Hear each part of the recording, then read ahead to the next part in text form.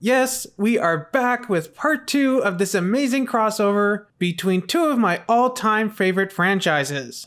It's issue 2 of Transformers Back to the Future.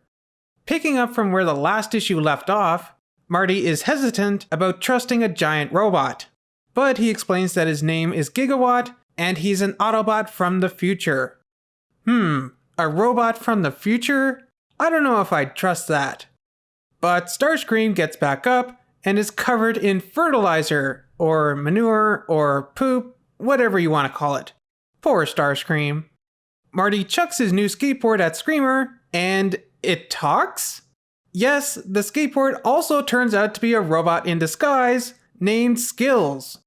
Aww, now I want a little Skills Minicon figure to go with Gigawatt. He reminds me of Grindor. No, not the Decepticon from Revenge of the Fallen, that was basically Blackout but not Blackout. I mean Carlos's partner, the little skateboard minicon from Transformers Armada. This makes me really hope that the next series after the War for Cybertron trilogy is related to the Unicron trilogy, just so we get new versions of the Street Action team, meaning we could possibly get a remold of Grindor as Skills. So, Marty, Skills, and Gigawatt take a trip back to the future, where they enter the Delgado mine, which is the exact same mine where Doc and Marty found the DeLorean in Part 3.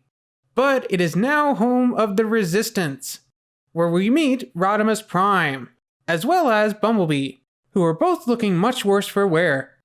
Bumblebee even has a breakdown-style eye patch. Here, we learn how everything went wrong, starting with Doc Brown traveling to the futuristic year of 2015.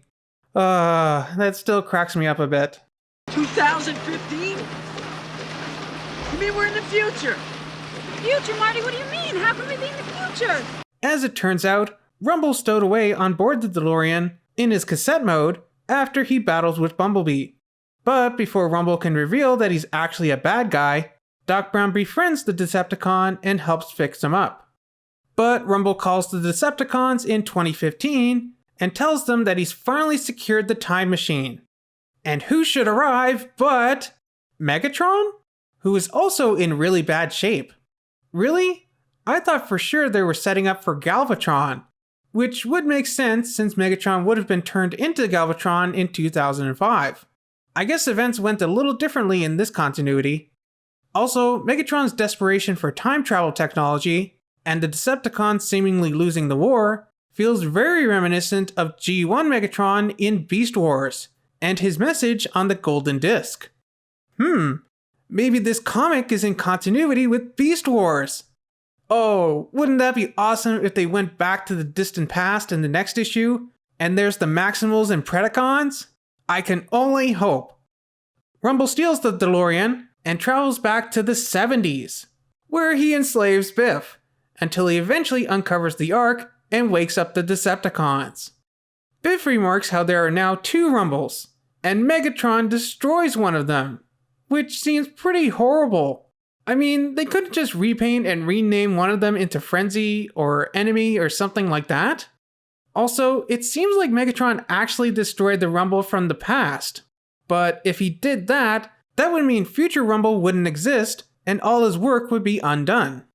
So either I'm wrong, or we're playing by endgame style rules of time travel.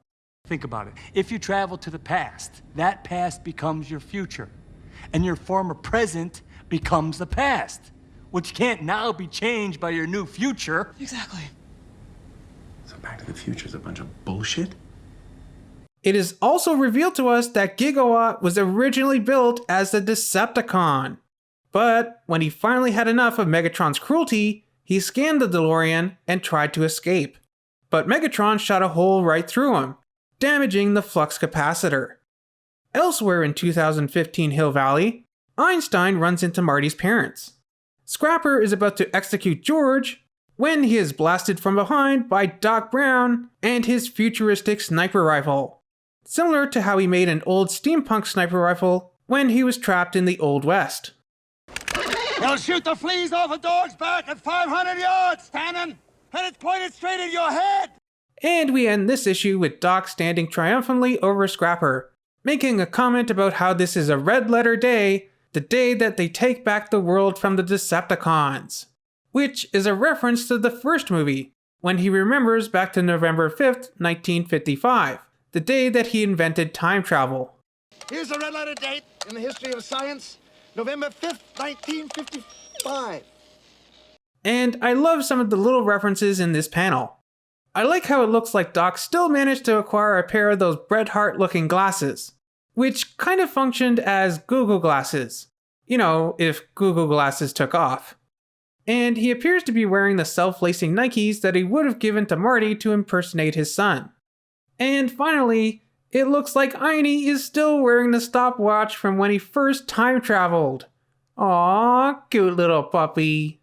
Well, this was another great issue of Transformers Back to the Future. It definitely didn't disappoint.